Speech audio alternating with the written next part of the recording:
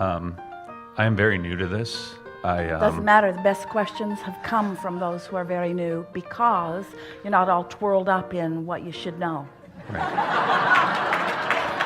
And because this is simple. This is easy. This is easy. Yeah. I have kind of been exposed to this about a couple weeks ago. Yeah. And I've believed that I've greatly been benefited by the teachings. And how do you feel today? I feel much better than I've ever felt. So you can feel your alignment in place, maybe more than ever, just from participating in the vibration of what's going on here. Yes. You think your receptivity is heightened? Yes, absolutely. I felt at times lighter and freer than I ever have in my life. Yeah. At the same time, I don't want to beat a dead horse. Maybe just pet it a little bit.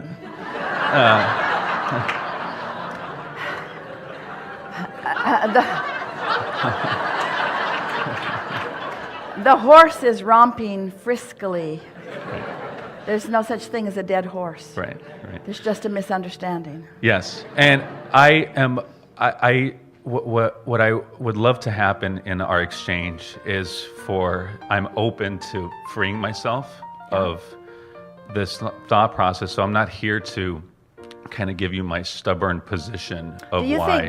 Do you think that in any moment in time it's possible to deactivate a vibration significantly and activate another one? Yes. In other words, if a train is going 100 miles an hour that way, can it all of a sudden go 100 miles an hour that way? No. Not without disturbing the contents of the train. Right. Sure. More than you want to. And so gradual is better. That's why we Sure. say words don't teach. So are you saying, so you want to talk about something and find some solution? Yes. Some resolution? Yes. So do you think that actifying through clarifying the problem makes you closer to the solution or further from the solution? Further, yes. But does it seem even remotely possible that in the living of life which caused the awareness of the problem, that you've been creating a solution? Is it possible that just sitting in the room and hearing what you've already heard has put you in the best place of now allowing the solution to reveal itself to you as you move forward day by day by day by day? In other words, do you really need a conversation about it? Or could you not all say, I'm good now? Here, I think there's a bit of a dichotomy in what I want to... should I just kind of... Sure. Okay. You were hoping to solve it the easy way. No, it isn't that it isn't that it matters when it is solved. It certainly will be solved. Yeah. We just want you to understand when you set that's like saying, I'm going to throw something up and this time it's not going to come down. Well, in that case, your beliefs have contoured to the laws of the universe. And so when you have a momentum of thought going, that's what a belief is. It's just a thought that you keep thinking. It's illogical for that momentum to subside all at once. And we think that you unnecessarily torture yourselves by thinking that things should just change suddenly. When things don't change suddenly, they change gradually, but they do change. And that really is the point that we're wanting to make. We don't want you to set yourself up to be the exception to the laws of the universe as we know them to be. Yeah, we can visit with you and we can bring clarity and we can bring some resolution, but what we're saying to all of you, that will happen anyway. You can't have something that you want an improvement on and that improvement not be in the making. But you can prepare yourself better or worse. You can prepare yourself better or not so well about being the receiver of the... Jerry talked about, in fact, he taught a course before he even met Esther, and And it had the best title, and it's going to be the title of the book that Esther is finishing now. And it's called Turning Thoughts to Things. And the reason that the title is so perfect is because it's about what's in the vortex now being realized by you. In other words, how do I get my money out of the vortex and into the bank? It's about that.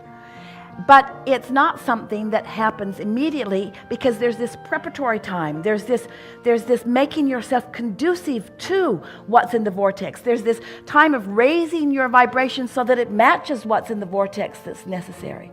That's why we say words don't teach. It's just this gradual acclimating to the pure positive energy that really is you. Sure. So having said all of that, we are happy, willing, eager to talk with anybody about anything. We just want you to accept that all things are possible and just not try to make them all possible now. In other words, right. So my question to you, and the fun, oh, sorry. And the fun, don't apologize, we're interrupting you. The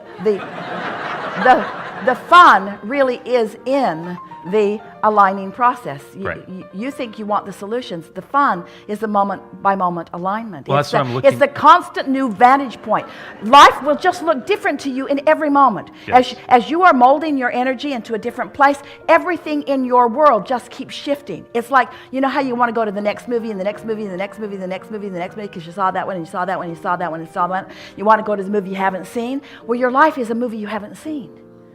And every time you shift your vibration, every component that comes to you looks different. So the people are changing all over the place. Everything about your world is morphing to your improvement in your vibration, you see. So we don't want to spend too much time talking about where you're going to be when you get over there, because where you are right now is an improvement. In other words, Esther said as she was watching, there's a series that she likes to watch, and as she watched it, she said, "It's the best ever." And it's in like its 5th season. It's the best ever, the best I ever saw. It's the best ever. Well, that's the way you want to feel about your life. It's the best ever right now. Right now is the best ever. It's not as good as it's going to be. It's just as good as it's been so far. And that's got to be good enough. Because if it isn't, you're in deep doo-doo. So now we'll hear you. Okay, thank you. Oh, wait, we're out of time. No. I grew up in I was born in Eastern Europe into a family that was very active in government and kind of stoic people. They do what they do because it's the right thing to do regardless of how it makes them feel. My grandfather was the chief economist of the USSR, had Joseph Stalin, issue 2 hits on his life, and stayed there and did what he did for the people, so to speak. Yeah, paid a big price. Sacrifice, sacrifice, sacrifice. He should get a big statue. My point being is that's the environment I grew up, and I am very passionate about social justice, and have spent my life. I have a lot of freedom. We are passionate about vibrational justice, and we are thrilled that law of attraction never gets it wrong. Talk about across the board, equal access to all things. It just couldn't be fairer. It couldn't be better. It could not be more the way that you all intended it to be when you came. Vibrational accuracy and perfect justice 100% of the time. All day, every day. Let me ask you this question. I hear your answers to, for example, I'll refer to him as the 53-year-old gentleman because that's all. I don't know his name. But I understand the balance of not allowing something that you absolutely cannot control affect you. This time last year, I was in Argentina working with the government to help 10,000 kids with heavy metal poisoning. That brought forth a very positive resolution. Yeah. Oh, lots of solutions come when you're in alignment. All kinds of inspiration flows to you. The path unfolds constantly. We're not for a moment suggesting that you shouldn't get in alignment and then follow through with every bit of inspiration that comes. We're just asking that you not need a condition to change to get the inspiration. So are you saying that before I would embark on things, because it does not produce or make me into the happiest of person. In fact, What we're saying is you could accomplish far more, hundreds of times more, thousands of times more, millions of times more, if you would find alignment first and then. okay. So, got it. Glimpses. Here's what happens. So, as you stand in your now, observing whatever you're observing, it creates a vibration within you that equals your point of attraction. So as you move through life, you see things wanted and unwanted, and you fashion an improved life, whether you're consciously aware of it or not. It's what the evolution of all species is about. So,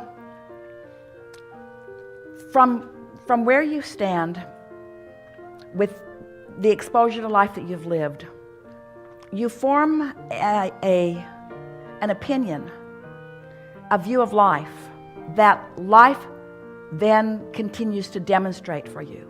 Because your view of life isn't because it demonstrated it and you observed it. You demonstrated it and then you observed it. In other words, you create it. You create what you see. Esther has been excited and annoyed by the amount of confusion that from time to time she finds around her, as she says what she thought she said and someone else thought they heard something else, or other way around. It's just astonishing how you can be standing in the same place hearing the same words and hear two entirely different things. And so Esther is finally ready to acknowledge that everybody is seeing from the perspective that they hold. And it doesn't mean they're being deceptive. It doesn't mean they're lying. It doesn't mean they're being manipulative. And it doesn't mean they're wrong. It means that they're seeing it the way they're seeing it because they can't see it other than the way they are seeing it. So here you are, all of these billions of people sharing this time-space reality, and all more unique in the way you see things than you would ever believe. Most people trying to gather together in groups in order to feel strong in what they believe, rather than accepting that they are creating what they are believing. The strongest statement that we want to make to you, the thing that we wish more than all other things in this whole lifetime that you are living, that you come to accept, the getting down the road and accepting something that will serve you more than all other things put together, it's this: you are the creator of what you perceive. You are not out there accurately evaluating anything, because you cannot perceive outside the boundaries of your own beliefs. So the beliefs that you hold contour your perception of life, and they continue to perpetuate it. That's why we're having this discussion about unconditional perpetuation for a little while. We just want to free you to some perpetuation of some things that you want, minus the controlling faction that the beliefs that you've picked up along your physical trail. That's why this conversation is so remarkable as you sit down and talk about this historical background that you've come from. And those people that lived long before you were alive are still influencing the way you feel, because the way the family thought and the way the family felt has been passed on from generation to generation. But you know something else that's being passed on from generation to generation? The non-physical vantage point. Every one of those people that you talked about on either side of any argument or political party, all of them now exist in the non-physical, and they now have an opinion about everything that was, and all of them have changed their mind about that. It's so interesting. Humans keep honoring the old disconnected ways while the re-emerged into non-physical aspects, some of them are saying, not that way, not that way. I was off the track. It's more like this. This is the way that it really is. This is the way that it really is. Follow your bliss, follow your joy. No, we must follow our religious roots. We must follow our political roots. We must do what's honest and virtuous. We read all the statutes, we'll read all of the books, and we'll do what they said. And what they're wanting to say to you, that was old news. That was response to conditions then. The conditions are different now. Everything's different now. Everything's changing constantly, you see. Oh, everything's changing. We just said to all of you, you are forever changed. Your world is not going to respond to you in the same way that it did yesterday as a result of what's taken place in this room vibrationally with each of you, you see. And so expansion and evolution, all for the purpose of you discovering the power and the clarity and the beauty that is you see.